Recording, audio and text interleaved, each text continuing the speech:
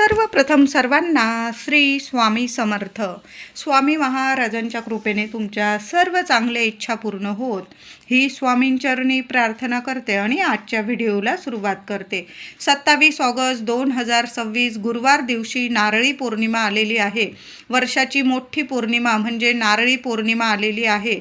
27 ऑगस्टला सकाळी 9:08 ही श्रावण पौर्णिमा म्हणजेच नारळी पौर्णिमा प्रारंभ होत आहे आणि 28 ऑगस्टला सकाळी 9:57 ही पौर्णिमा तिथी समाप्त होत आहे. 28 ऑगस्टला सकाळी 9:57 ही पौर्णिमा तिथी समाप्त होत असली तरी पण ही पौर्णिमा तिथी सूर्योदय बघितलेली असल्यामुळे 28 तारखेला सुद्धा आपण श्रावण पौर्णिमा म्हणजेच राखी पौर्णिमेचा सण साजरा करणार आहोत. सूर्योदय जी बघते तिथी ती संपूर्ण दिवस मानली जाते असं शास्त्र सांगतं. म्हणून 28 तारखेला आपण राखी पौर्णिमेचा सण साजरा करणार आहोत. तर 27 ऑगस्ट आणि 28 ऑगस्ट दोन्ही दिवस जरी महिलांनो काही विशेष सेवा आपल्या घरात जर आपण केल्या, माता लक्ष्मीच्या सेवा, आपल्या कुलदेवीच्या सेवा, तर सोन्यासारखं फळ मिळेल. बघा, काही वेळा खूप अडीअडचणींना सामोरं जात असतो आपण. घराला प्रगतीला म्हणजे अडथळे येत असतात आपल्या मुलांच्या किंवा आपण कष्ट घेतो, हवं तसं फळ मिळत नाही. आपण बरेच विचार करून ठेवतो की असं करू तसं करू, पण त्यातून सुद्धा काही ना काही अडचणी अचानक निर्माण होतात. घरात पैसा येतो, टिकत नाही. काही ना काही अडीअडचणींना तुम्ही खूप सामोरे जात आहात. विनाकारण कोणी त्रास देत आहे, तुमचा काहीही संबंध नसताना तुम्हाला विनाकारण कोणी शत्रू त्रास देत आहे. तर श्रावण पौर्णिमा मोठी पौर्णिमा आहे. तुम्हाला विनाकारण त्रास देणारे शत्रूसुद्धा संपून जातील, म्हणजे त्यांचं शत्रुत्वसुद्धा नष्ट होऊन जाईल. कुणी नजरबाधा लावलेली असेल ती सुद्धा दूर होऊन जाईल आणि भरभरून प्रगती मिळेल तुम्हाला आणि माता लक्ष्मीची तुम्हाला विशेष कृपा आणि आशीर्वाद मिळण्याचाच हा दिवस आहे. तर पौर्णिमा तिथीत काही विशेष सेवा उपाय आवर्जून करायचे आहे आणि त्यातल्या त्यात गुरुवारी पौर्णिमा तिथी नारळी पौर्णिमा आल्याने हळदीचे काही उपाय महिलांनो आवर्जून करा. सोन्यासारखं सुख ऐश्वर्य तुमच्या घरात खेचून येईल आणि माता लक्ष्मीची कृपा तुम्हाला मिळवून देईल. तर उद्या गुरुवारी 27 तारखेला 9:08 ही पौर्णिमा तिथी प्रारंभ होत आहे. तुम्ही जर थोडंसं उशिरा आंघोळ करत असाल तर मग 9 वाजेपासून तुम्ही आंघोळीचा एक उपाय सर्वांनी जरूर करा. उद्या नाही जमला 27 तारखेला तर 28 तारखेला सुद्धा तुम्ही हाच उपाय करू शकता. तर काय करायचं आहे, आंघोळीचं पाणी घेताना तुम्ही त्यात थोडंसं गंगाजल टाकून घ्या आणि बारीकसा खडा तुरटीचा टाकायचा आहे. तुरटी इतकी प्रभावशाली ठरते की आपला चंद्र तर मजबूत करते, आपला गुरुग्रह शुक्र ग्रह मजबूत करते कुंडलीतील, आणि जे ग्रह दोष असतात किंवा विनाकारण शत्रू त्रास देत असतील, त्यांची नजरबाधा तुमच्या प्रगतीला होत असेल किंवा तुम्हाला खूप अडीअडचणींना म्हणजे सामोरं जावं लागत असेल तर संपूर्ण नष्ट होईल. त्या शत्रूचं शत्रुत्वसुद्धा नष्ट होईल. विनाकारण जर तुम्हाला त्रास कोणी देत असेल तर तुरटी आंघोळीच्या पाण्यात टाकून आंघोळ करा. तुमच्या कुलदेवीचं नामस्मरण करा किंवा तुम्ही ज्या देवांना मानतात त्यांचं नामस्मरण करा किमान 11 वेळा आणि आंघोळीच्या पाण्यात चिमूटभर तुरटी बारीक करून घ्या. थोडीशी एखादा खडा बारीकसा आंघोळीच्या पाण्यात टाका, थोडंसं गंगाजल टाका आणि मग आंघोळ करायची आहे. चांगले अनुभव येतील. तुरटी सगळी नकारात्मकता खेचून बाहेर काढते. तुम्हाला काही शारीरिक मानसिक त्रास देण्याचा कोणी प्रयत्न जरी करत असेल तर तो शत्रूसुद्धा नष्ट होईल असा हा प्रभावशाली उपाय आहे. पौर्णिमा तिथीत जेव्हा आपण तुरटीचे उपाय करतो ना तर खूप प्रभावी ठरतात. म्हणून तुरटीचे उपाय उद्या आवर्जून करा. आंघोळीच्या पाण्यात तुरटी टाकून द्या. त्याचबरोबर मुलांना नजरबाधा लागलेली असेल तर उद्या दिवसभरात केव्हाही अगदी रात्रीच्या 11-12 वाजेपर्यंत जरी मुलांना पूर्व पश्चिम उभं करून मुलांच्या डोक्यापासून पायापर्यंत एक तुरटीचा खडा ओवाळून घ्या, उतरवून घ्या आणि तुमच्या घराबाहेर चूल वगैरे असेल त्यात जरी जळायला टाकून दिला, लगेच क्षणात तुमच्या मुलांना लागलेली नजरबाधा उतरून जाईल. मुलं हसती खेळती प्रगतिशील राहतील. तुरटीचा हा उपाय कुटुंबातील इतर सदस्यांना पण करू शकता. तुम्हाला नजर लागलेली असेल घरातल्या मोठ्याकडून तुरटीने सुद्धा नजर उतरवून घ्या. तुरटी पौर्णिमा तिथीत खूप प्रभावशाली ठरते. तुमच्या पतिदेवांना, माझ्या दादांना नजर लागलेली असेल तर त्यांचीही नजर उतरवून टाका, मुलांची उतरवून टाका, तुमची उतरवून टाका, कुटुंबातील सर्व सदस्यांची तुरटीने नजर जरूर उतरवून टाका. त्याचबरोबर महिलांनो, तुम्ही जी फरशी पुसाल, जरी मावशी वगैरे येत असतील तरी पण फरशी पुसण्याच्या पाण्यात सुद्धा बारीकशी तुरटी बारीक करून घ्या, तुरटीचा बारीकसा तुकडा, आणि ते तुरटीची बारीक चिमूटभर भुकटी ती पाण्यात, म्हणजे जे फरशी पुसायचं पाणी असेल त्यात जरूर टाकून द्यायचं आहे. तुम्ही घरात उद्या एक पाणीसुद्धा शिंपडून द्या, खूप चांगला रिझल्ट येईल तुम्हाला दिसून, सोन्यासारखे अनुभव येतील. तर काय करायचं आहे, थोडंसं पाणी घ्या तांब्याच्या भांड्यात किंवा ज्या भांड्यात तुम्ही पाणी शिंपडतात त्यात पाणी घ्यायचं आहे. एक कापराचा तुकडा बारीक करून टाका, चिमूटभर हळद टाका, गंगाजल टाका, गोमूत्र टाका, गुलाबजल टाका आणि बारीकसा खडा तुरटीचा टाकायचा आहे. सर्व वस्तू नीट मिक्स करायच्या आहे. कळालं असेल माझ्या महिलांना, अगदी साधे सोपे उपाय आहे, पण घरात इतके चमत्कारिक तुम्हाला अनुभव येतील. तुम्हीच मला कमेंट करून सांगाल की ताई चांगले अनुभव आलेले आहे. प्रगतीतली अडथळेसुद्धा, तुमच्या प्रगतीतले अडथळेसुद्धा दूर होतील. कुणाची नजरबाधा घराला, तुमच्या उंबरठ्याला झाली असेल तर कुठलीच नजरबाधा तुमच्या उंबरठ्यावर टिकणार नाही. असे हे प्रभावशाली उपाय आहे. तुरटी खूप खास करून तुम्हाला पौर्णिमा तिथीत चांगले रिझल्ट देऊन जाईल. म्हणून तुरटी घ्या, पाण्यात टाका. तुरटी, गुलाबजल, गंगाजल, गोमूत्र, हळद, एक कापराचा तुकडा, सर्व वस्तू एकत्र करून ते पाणी संपूर्ण घरात शिंपडून द्या. स्प्रे बॉटल असेल, स्प्रेने जरी शिंपडून दिलं, कान्या कोपऱ्यात, अंगणात जरी शिंपडलं, तुमचा मोठा बंगला वगैरे आहे चालेल. उंबरठ्यावर तर आवर्जून शिंपडा, उंबरठा स्वच्छ पुसून घ्या. हळदीचं लेपन उद्या प्रत्येक महिलेने आपल्या घराच्या उंबरठ्यावर हळदीचं लेपन जरूर करा. आणि 5 पानं आंब्यांची घ्यायची आहे. सकाळी उपाय करा. आता समजा 27 तारखेला तुम्हाला नाही उपाय करता आला तर हाच उपाय, हे सर्व उपाय जे मी तुरटीचे सांगितलेले आहे, तुम्ही 27 तारखेलाही करू शकता, 28 तारखेलाही करू शकता. दोन्ही दिवस केले तर अतिशय उत्तम. नाही जमलं, रक्षाबंधनाचा मोठा सण आहे, तुम्हाला बाहेरगावी जावं वगैरे लागलं, किमान एक दिवस तरी पौर्णिमा तिथीत जरूर करा. आंब्याची 5 पानं घ्यायची आहे. 5 घ्या, 11 घ्या, 21 घ्या, 21 घ्या, तुमच्यावर आहे. तुमच्याकडं जेवढी आंब्याची पानं असेल स्वच्छ धुवून घ्या, पुसून घ्या. प्रत्येक आंब्याच्या पानाला हळदी कुंकवाचं बोट लावायचं आहे. घराच्या गृहलक्ष्मीने हा उपाय करा. आता महिलांना काही 4 दिवस वगैरे मासिक धर्माचा प्रॉब्लेम असेल, माझ्या दादांनी जरी ही सेवा केली चालेल. मुलं मोठी असेल, मुलांकडून करून घ्या, काहीही हरकत नाही. प्रत्येक आंब्याच्या पानाला हळदी कुंकवाचं बोट लावायचं आहे. ओम नमो भगवते वासुदेवाय नमः, ओम श्रीम नमः. लक्ष्मी नारायणांचा मंत्र जपा आणि आंब्याच्या पानांना हळदी कुंकवाचं बोट लावून ती आंब्याची डहाळी आपल्या घराच्या मुख्य दरवाजावर तुम्हाला लावून द्यायची आहे. तुम्ही जर तोरण बनवून लावत असाल तर अतिशय उत्तम. नाही जमलं, साधं 5 पानं जरी लावले तुम्ही, हे पानं म्हणजे अगदी पवित्र झालेले आहे. लक्ष्मी नारायणांचा आशीर्वाद आहे आपल्या घरादाराला. म्हणून असे 5 आंब्याचे पानं, एक आंब्याची डहाळी आपल्या मुख्य दरवाजावर जरूर लावा महिलांनो.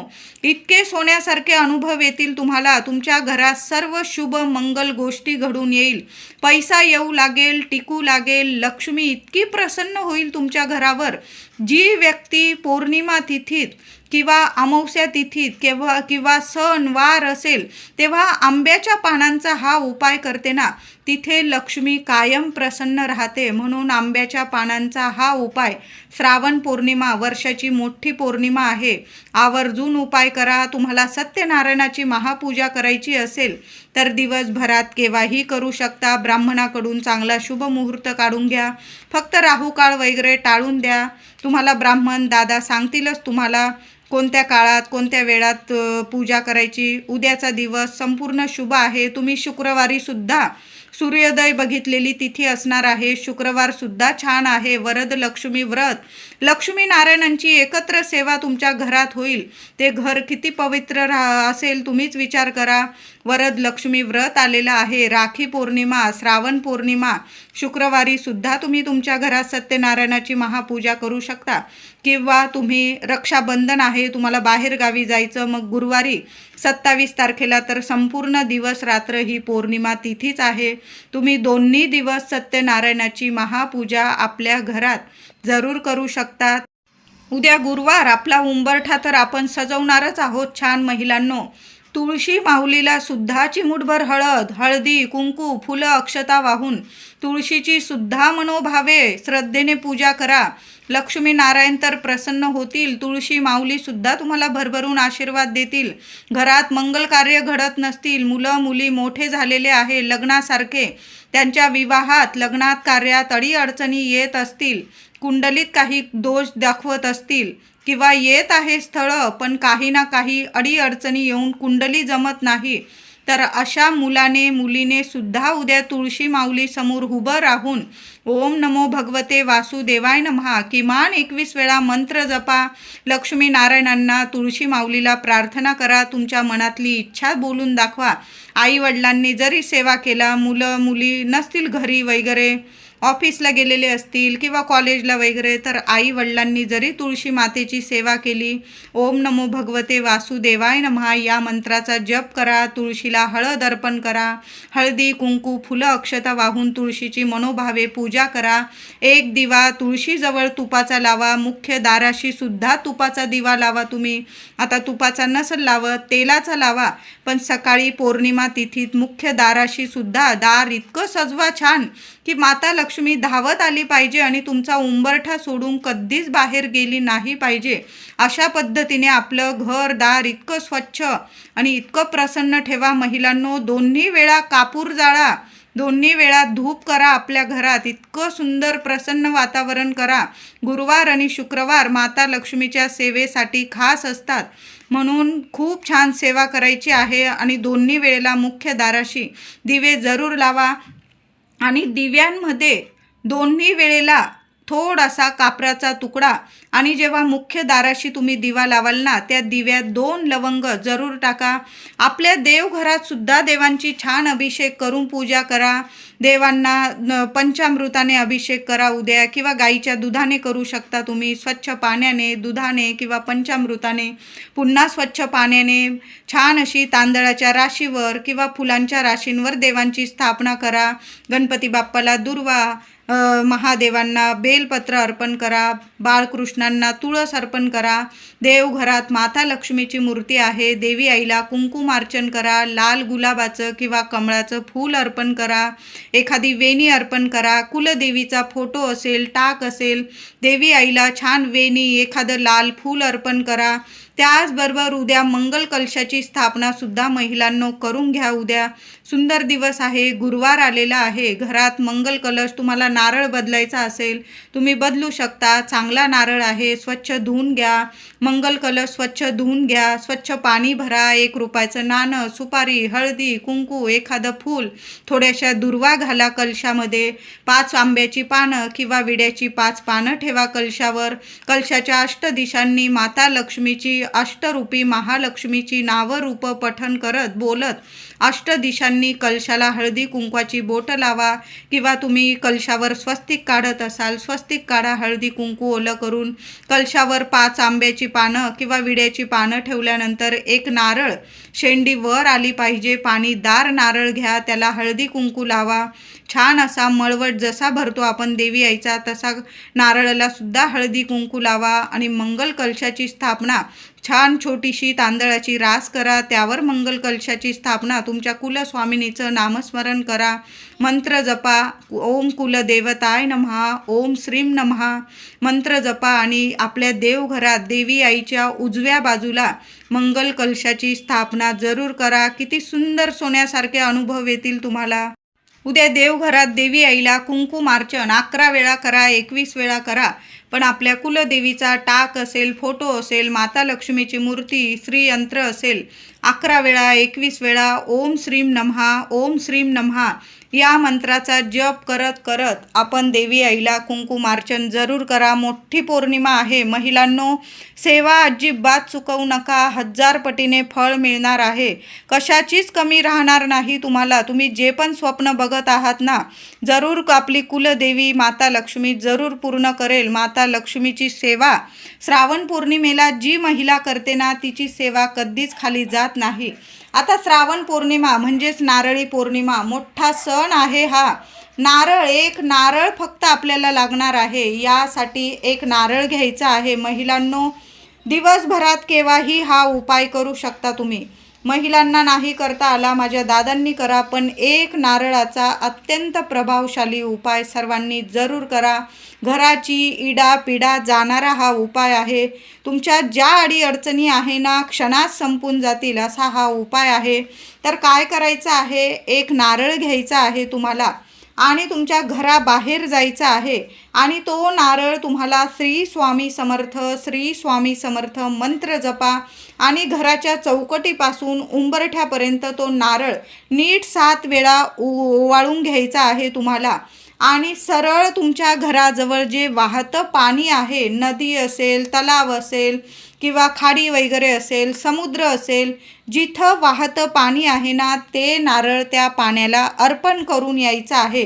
कुठलीच अंधश्रद्धा नाही आहे. फक्त आपल्या घराची इडापिडा जावी आणि आपल्या घरात सुख शांती यावी, लक्ष्मी टिकून राहावी, प्रत्येकालाच वाटतं. आणि आपण एक नारळ पाण्याला अर्पण करायचा आहे. कुठलंच वाईट होणार नाही. सर्व कसं चांगल्याच गोष्टी घडून येणार आहे. घराची इडापिडा तर जाईल. मुलांना कुठली नजरबाधा लागलेली असेल ती सुद्धा निघून जाईल. बघा, अमावस्येला वगैरे पौर्णिमेला नारळ आपण घरावरून वगैरे उतरवतो. 4 रस्त्यात वगैरे टाकण्यापेक्षा एखाद्या डस्टबिनमध्ये टाकत जा. आणि जेव्हा नारळी पौर्णिमा येते ना, तेव्हा एक नारळ आपण वाहत्या पाण्याला जरूर अर्पण करावा. आता तुम्ही 2 नारळाचा पण उपाय करू शकता. एक नारळ तुम्ही मनोभावे हळदी कुंकू लावून वाहत्या पाण्याला, घरातल्या स्त्रीने किंवा माझ्या दादांनी वाहत्या पाण्याला जरूर एक नारळ अर्पण करा.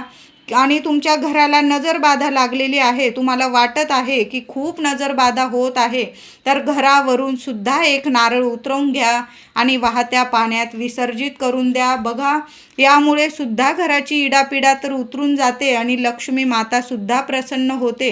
अशा पद्धतीने नारळाचा अत्यंत प्रभावशाली हा उपाय जरूर करा. नाही तुम्हाला घराची नजरबाधा उतरवायची तर सरळ एक नारळ घेऊन नदी किनारी, म्हणजे बघा, पण काळजीपूर्वक हा उपाय करायचा आहे. जिथं जास्त पाणी असेल तिथं जाऊ नका.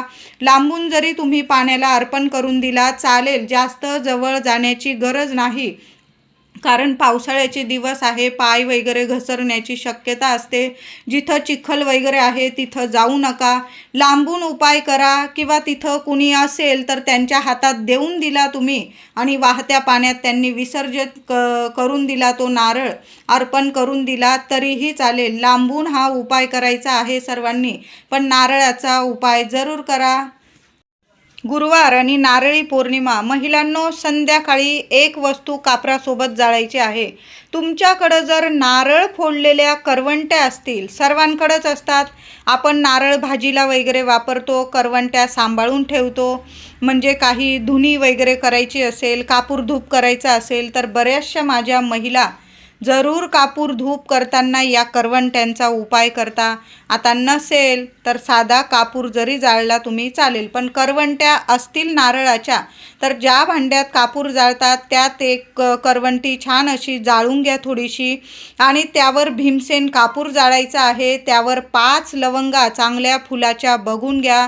थोडी पिवळी मोहरी असेल तर आवर्जून त्यात टाका. प्रथम देवांना तो कापूर धूप दाखवा, नंतर संपूर्ण घरात तो कापूर धूप तुम्हाला पसरवायचा आहे. अगदी अंगणात जरी थोडासा फिरवला ना चालेल. तुमच्या घराची इडापिडा, नजरबाधा, वास्तुदोष, पितृदोष, मुलांना काही ग्रहदोष असतील, कुटुंबात कोणाला आजारपण वगैरे किंवा नजरबाधा लागलेली असेल, संपूर्ण निवारण होईल. सुंदर उपाय आहे. सर्व महिलांनी उद्या कापूरसोबत या 2 वस्तू जरूर जाळा. पिवळी मोहरी मिळून जाईल तुम्हाला पूजेच्या दुकानामध्ये. थोडी चिमूटभर टाकली तरीही चालेल. शास्त्रानुसार आपण कापूरसोबत जेव्हा पिवळी मोहरी जाळतो ना आणि गुरुवारी जाळतो ना, तर भगवान श्री हरी विष्णू तर प्रसन्न होतात. आणि त्या पिवळी मोहरीबरोबर 5 लवंग, 2 लवंग फुलाच्या जाळतो ना, या वासाने, या धुराने माता लक्ष्मी प्रसन्न होते आणि आपल्या घराची संपूर्ण इडापिडा दूर करते आणि आपल्या घरात स्थिर स्वरूपात वास करते. पैशांच्या अडीअडचणी तर कायमच्या संपून जातील तुमच्या. भरभरून पैसा येऊ लागेल, नीट टिकू लागेल. आरोग्याविषयी अडीअडचणीसुद्धा दूर होतील. म्हणजे विनाकारण पैसा व्यर्थ खर्च होणार नाही.